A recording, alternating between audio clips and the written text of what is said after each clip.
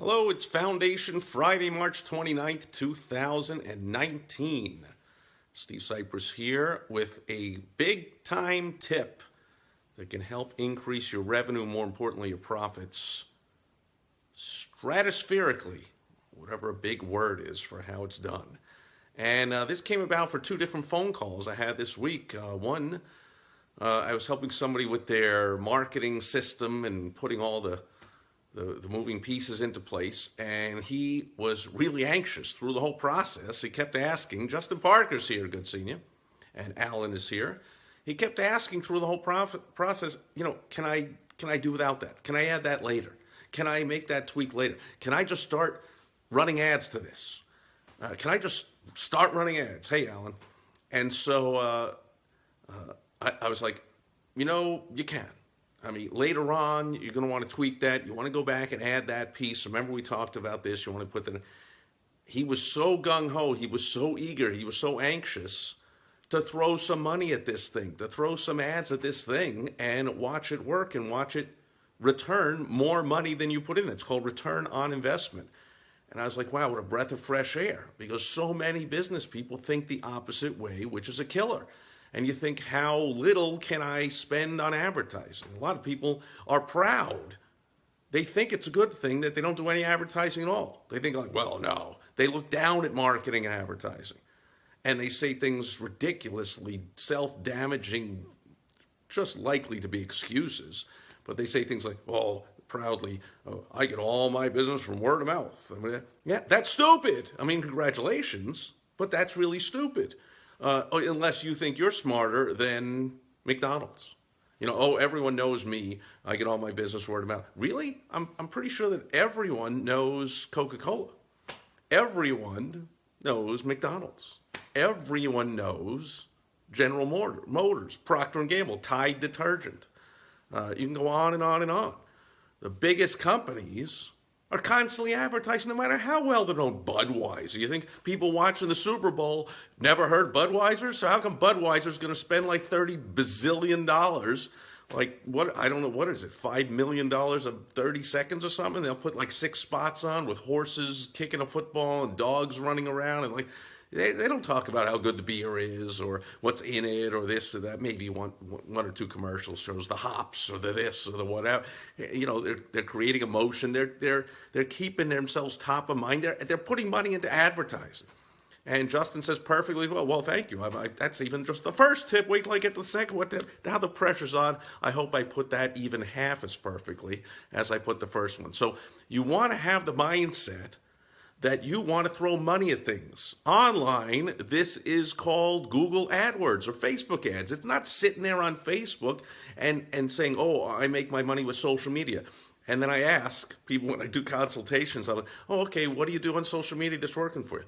Well, I like this. I do private messages. I put in a friend request to somebody, and then I private message them, and I tell them to watch my video, or I have them go to I'm like, okay, and I always ask them, does that work? I mean, I'm glad it worked. But that's the slow, grunt work, tedious, non-business owner way to do things. You own a bit. I guess technically you own a business, but you're certainly acting like a minimum wage employee. You're acting like an assembly line worker. You're acting like someone who trades their time for dollars. Those people ought to be doing that for you. You don't do that yourself. You employ people, software, systems. You put ads on Facebook. So you press a button, you run the ad, and you could go sail around the world if you want and come back. There's more money in your bank account. That's how you do business. How you have a job is to do it that way. To say, I talk to lots. I go to networking events. So you can do it in person or online. You can spend your time online networking and LinkedIn and Facebook and Twitter and Instagram and Pinterest and wherever you think your clients are. And you can do it in person by running around like crazy to all kinds of business meetings and flying around to conferences. I mean, I did that for years, and it's great. In fact, it leads to my second tip. And Justin says, I bought a book tonight from Traffic and Funnels guy. I'm already a client, but there's a long one here. I'm already a client, but they spent money on a video ad that targeted me, and the upsell on a $6 book was like $2,000 I could have spent. I didn't. I admit it was tempting, but imagine they just relied on a simple email or a free post or whatever. That's what separates those guys from the rest, in my opinion. Agreed 100%. Sean is here. Tom is here. Great seeing you. And so you're already a client, but they paid money. They ran an ad, and I'm assuming this is on Facebook, because on Facebook you can do that. We can do it in different platforms, but in Facebook you can target people through, I won't get into all the details, but you can identify people that have already visited your website. You can identify people that have already bought from you. You can upload a custom list. You can get look for a similar audience and have Facebook do the work for you and find other people similar to your buyers. But in this case, the person uploaded a list of his clients, said run ads right to my clients who have already spent money with me. They like me. They trust me. They know me. They like this topic. They like how I provide information or help or guidance on this topic. So let's give them some more advice and let's see if they want that. And it worked on Justin. It was a video on Facebook to a long form salesman. Sure. So that's, getting all detailed for people that are not into all this marketing stuff. The bottom line is get someone like Justin or somebody that knows this marketing stuff so you can do what you do, or sail around the world and get somebody to help you to put systems together and run some ads, put some money out. Okay, so people understand return on investment. You understand the concept. People understand it when it comes to the stock market. People, which, by the way, you ever thought about it? Anyone who's a business owner who says, I don't spend money on advertising, but I do invest in the stock market. What do you think the stock market is? You are investing in other people's businesses who advertise. So you'll invest your money. You understand the concept of investing your money, putting in some money to get some money back. And if the stock goes up by 3% or 5% or 10%, oh, that's a landslide. Oh, it's a windfall. Went up by 10%. Like, how about you throw some money into your own business? You put some ads out there, some effective ads. See, I put in the sub-headline here, you got to do it correctly. Okay, so if you run crappy ads, of course, that's no good. That's why so many people tell me, and they blame the way. That's the last W of the WOW strategy, the way you're choosing to do your advertising. Oh, newspapers don't work anymore. Nobody wants to be reading them. Or Valpak doesn't work anymore. Yellow Page, nobody reads the Yellow Page. Really? It gets published every year. It's amazing how it gets published every year when there's no content in it at all. It's all ads. So to publish that thing, by definition, somebody has to pay for ads. And unless you think every single business owner who advertises in a Valpak or the Yellow Pages or anything is a total idiot, then it must be working. It must be making money for somebody other than the publisher of the Valpak or the Yellow Pages or the whatever you're doing. So that's number one way to grow a business quickly and to do it right, is to think with the mindset like this guy was talking to. He was so anxious, like, can I just start advertising already? Can I just start advertising already? So if you think you're going to host an event, or you think you're going to come up with a product, it's time to advertise now. It's not to say, oh, I got to get everything perfectly all together. I got to put the whole product together before I start selling it. No, you got to start selling it now. Baseball season just started. Anyone buy tickets to baseball games? Because guess what? They didn't play them yet. If you bought tickets, season tickets, you bought tickets to games that are going to be in June, July, August, whatever, they got the money. They did the advertising. They sold the tickets. Likely they sold tens of thousands of season tickets like 6 months ago. They don't even know who's going to be on the field yet. You don't know who's going to be on the field in June. Your favorite player that you think you're paying to see might be traded by then. You don't put everything together perfectly before you start advertising. You start marketing and advertising. That's what you do. Not to mention it would help you, just like it does in baseball. They advertise. Or a concert. You ever buy tickets to a concert? I had this explained to me when I was a teenager, working as a food vendor in Madison Square Garden. The concerts would come in, and that's how it was explained to me. They said, this is how it works. How do you think they pay for all the security? They sell the tickets way in advance. Then they get the money to fund the tour.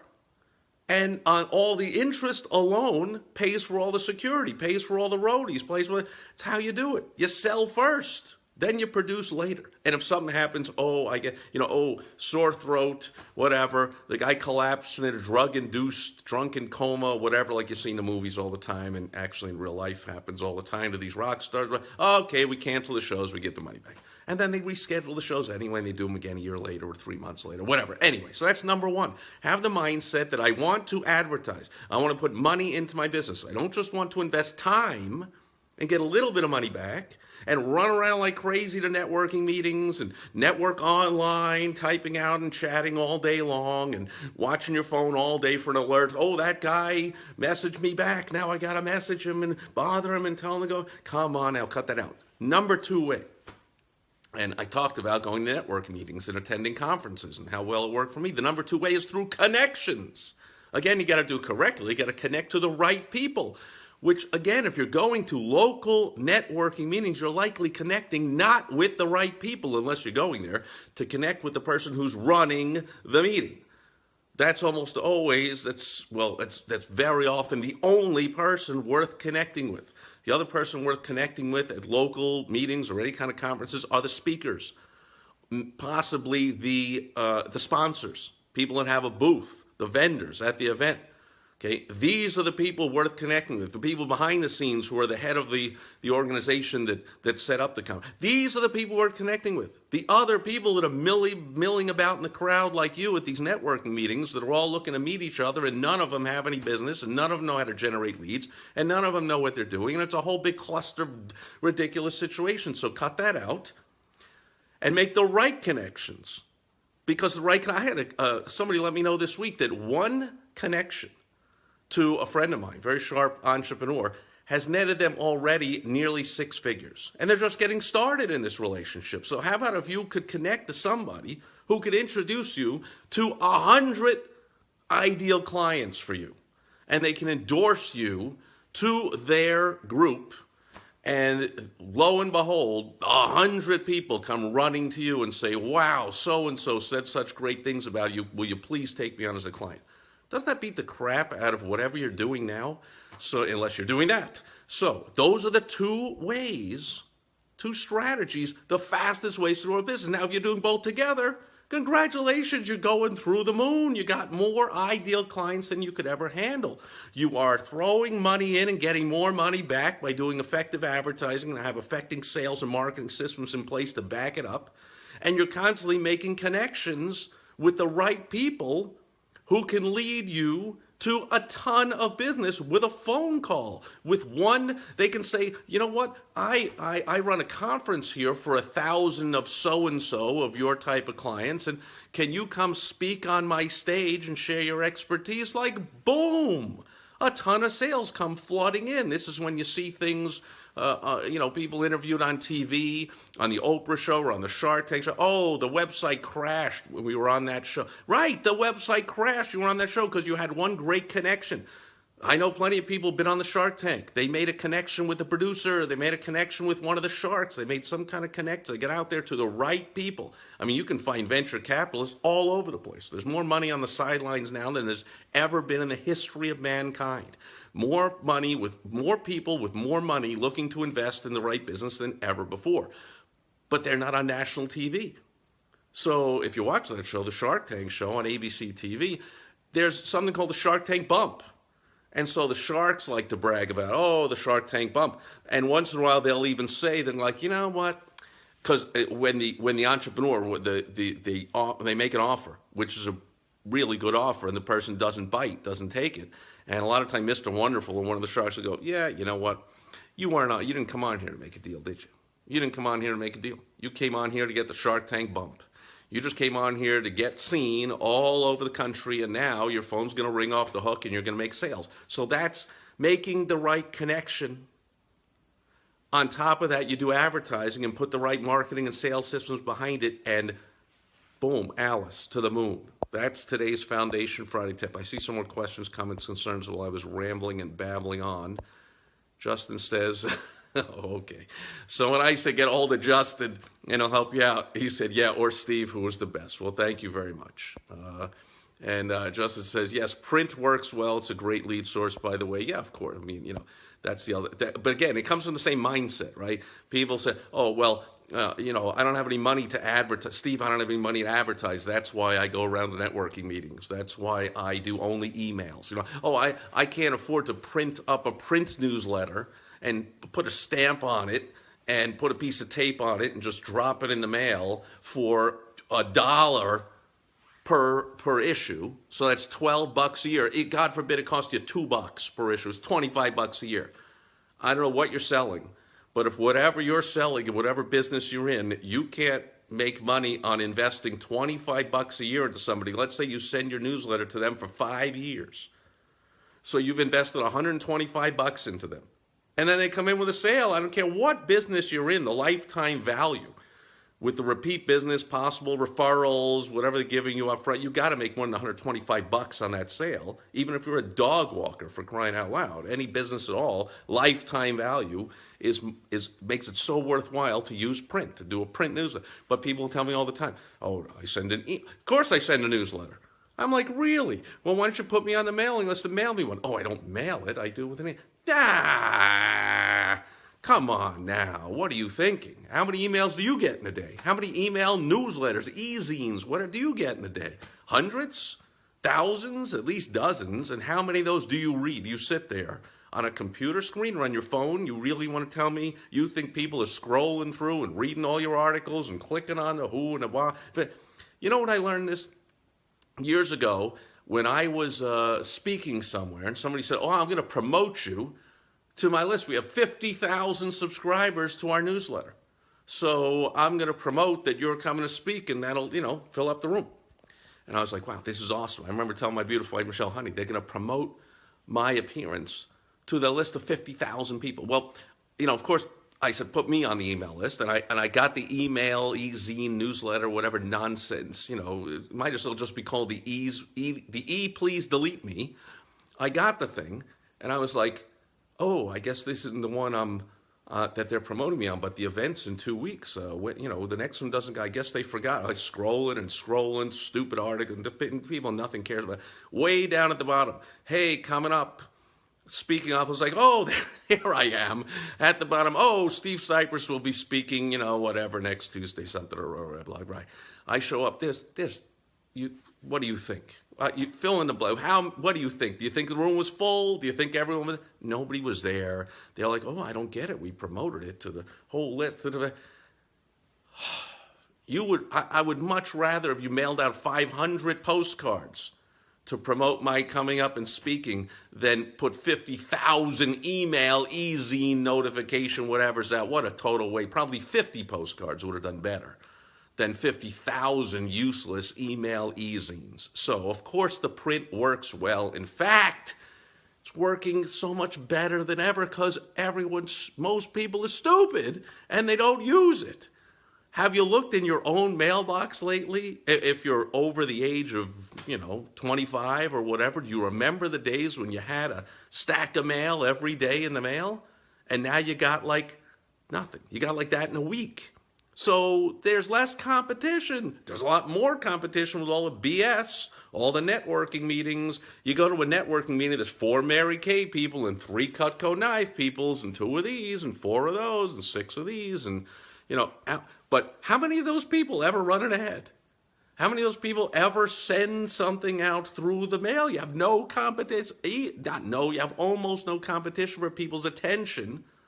And not to mention people are hungry now. They get something in the mail and oh, look, and they read it. 20 years ago, they got something in the mail. They were like, I don't have time for that. Let me just read the 3 things that matter in here. Well, now nothing matters in there. People don't even send birthday cards. I saw something on the news the other day. It said, you know what? Stores are now dedicating less shelf space, less aisle space in all the stores to physical greeting cards because people just aren't sending them as much. And it was like a panel on the show, and they asked around and said, does anyone here send actual birthday cards to the mail? Yeah, no, I don't. Ooh, I don't. And then one person was like, oh, I love cards. I buy lots of cards, and I have them at home, and I have birthday cards and this cards, and I love. Oh, and I also have my own personal stationery because my mom taught me to write handwritten notes. And the other people there were like scoffing and going like, what? What's the matter? And this was a young person. She's got to be like, around 30. And these people, what? Nobody does that. Yeah, guess what? The people that know what they're doing do that. They put money into their business, not just time, not just social media posting, not just who do you know that knows who that knows who. Do you know some? Make a list of everyone you know and start bugging them and stuff. Cut that out, people. Cut that out if you actually want to grow a business and stop just having a job. Yeah, I know you're your own boss. You're self-employed. You work for yourself. That beats the heck out of working for anyone else. But it's still work. It's still grunt work, and it doesn't have to be that way.